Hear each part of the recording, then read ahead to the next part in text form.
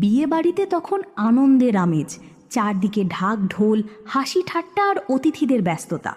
কিন্তু এই আনন্দের মাঝেই একের পর এক ঘটতে থাকে অদ্ভুত সব ঘটনা।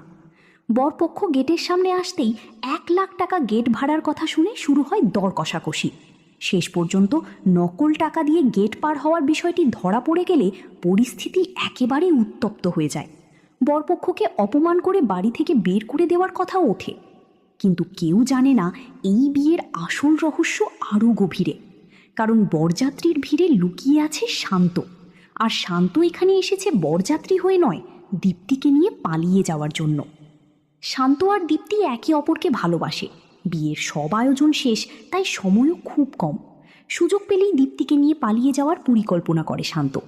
কিন্তু বিয়ে বাড়িতে তাদের প্রতিটি পদক্ষেপেই যেন নতুন বিপদ সামনে এসে দাঁড়ায়।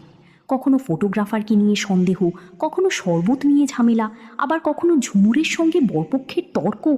সব মিলিয়ে বিয়ে বাড়ির আনন্দ ধীরে ধীরে পরিণত হয় উত্তেজনায়। এর মধ্যেই দীপ্তির সামনে আসে জীবনের সবচেয়ে কঠিন সিদ্ধান্ত।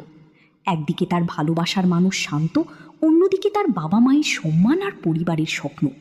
বাবাকে মেয়ের বিয়ে নিয়ে এতটা খুশি দেখে দীপ্তির মন বদলে যেতে শুরু করে।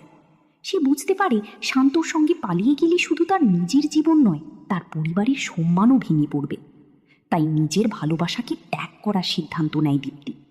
শান্তও শেষ পর্যন্ত বুঝতে পারে ভালোবাসা মানেই সবসময় ভালোবাসার মানুষকে নিজের করে পাওয়া নয়।